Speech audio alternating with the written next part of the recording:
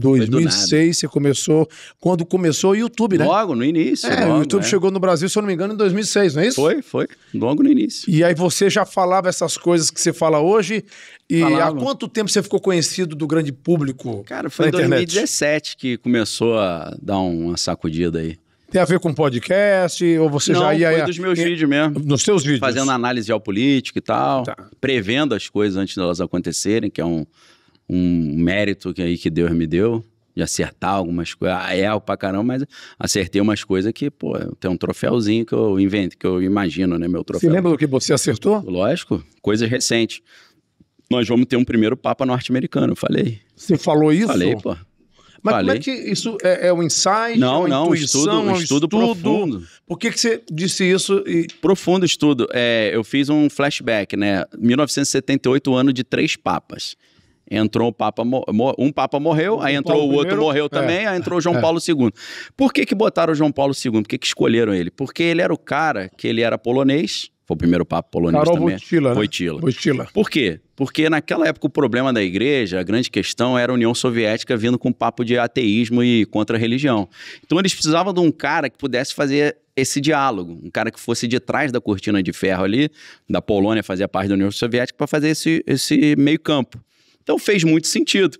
Só que aí, depois dele, entra o Joseph Ratzinger, que é o Bento XVI, que, cara, é um cara anacrônico, é um cara fora do script da época. Por quê? Ele era considerado o pitbull do João Paulo II.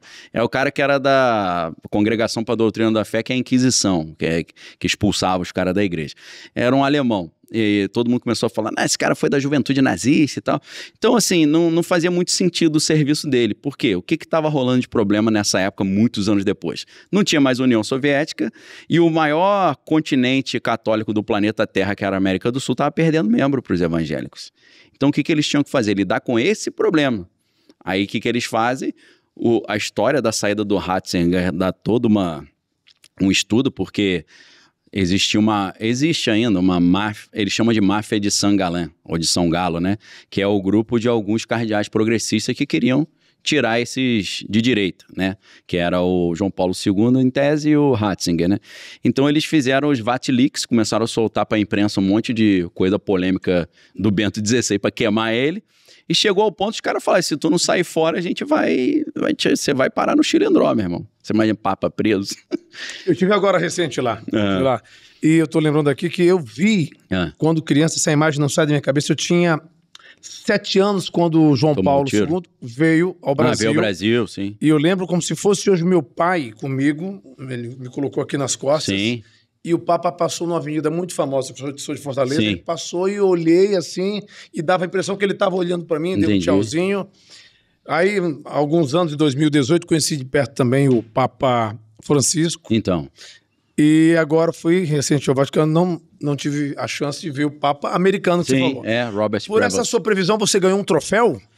Não, eu dei um troféu pra mim mesmo, né? Você deu um troféu pra mim. Nunca vi ninguém falar isso. E quando foi que você falou isso, que ia ter um Papa americano? Foi num dia anterior da... Você tá brincando? Foi no dia anterior. Tá gravado lá pra todo mundo ver. Tá, e qual previsão você poderia fazer agora de algo que... Deixa eu só concluir aqui pro pessoal que tá vendo entender. Então, nessa época, precisava de um Papa latino-americano. E você tem o quê? O Papa Francisco, o Jorge Mário Bergoglio, não apenas ele era latino-americano para lidar com esse problema, mas ele era o primeiro Papa jesuíta da história. Os jesuítas foram criados no contexto da contra-reforma protestante, para conter o avanço das igrejas protestantes no mundo. Então, é um cara especializado em América Latina e um cara especializado em conter avanço de evangélico. Então, é o cara perfeito, o cara certo na hora certa. Então, esse é o Francisco. Aí, o que eu olhei nesse cenário agora? Trump volta ao poder. Isso é um problema para os progressistas na igreja, que eles odeiam o Trump. Então, o que eu pensei? Cara, apesar de ter um ódio ao Trump do setor progressista e a igreja não querer nomear um Papa americano porque seria um alinhamento com o Império Americano, o opressor, segundo os progressistas, mas eu falei, mas apesar disso eles estão sem opção, porque os progressistas não conseguiram fechar um único candidato, cada um votou num. Eu falei, cara, vai entrar um americano, quer ver, para poder fazer a ponte com o Trump? Foi essa a minha tese, porque o problema agora é conciliar Trump 2.0 com os interesses do Vaticano. Esse novo Papa, ele vai ser apaziguador, você acha? Ele é mais moderado, né, considerado moderado, mas eu acho que ele vai ter que descascar uns pepinos aí pra frente. Com relação aos fiéis, você acha que ele tem carisma ou as pessoas... Porque eu fui lá recente, aí eu falei, e o Papa não tá de férias? Falei, ele mal assumiu, já tá de férias. Pegou férias retroativa, né? Tava acumulado. Você tem alguma previsão? Desculpa aquela hora de interromper sem querer, que eu tô aqui pensando e adorando esse papo. Eu fico curioso. Eu tô aqui aprendendo. Tem várias coisas que eu falo sempre, né? Por exemplo, eu creio que em 2027 a gente vai ter um governo diferente por aqui. Vai trocar. Eu creio que o Trump vai atacar o Irã de novo e vai ter uma encrenca violenta lá no Irã. E depois ele vai partir para cima da China. E eu acho que nesse meio tempo vai ter uma outra pandemia. Tá? Isso tudo não sou eu que inventei, são coisas que são faladas em reuniões de alto escalão, que vazaram, entendeu? Reuniões essas que, por exemplo, uma reunião de 2005, que foi revelada ao mundo em 2010, por um jornalista investigativo chamado Bill Ryan, ele falava, um cara do alto escalão do poder me falou que estão programadas 3 grandes coisas. Primeiro, uma pandemia, começando na China, 2010. Programado? Programado, que é o plano. Os caras estão se programando. Uma pandemia tá na internet. 2010 que veio ao mundo de uma reunião de 2005. Pandemia começando na China, a China vai pegar um resfriado, o resfriado vai se espalhar para o mundo todo.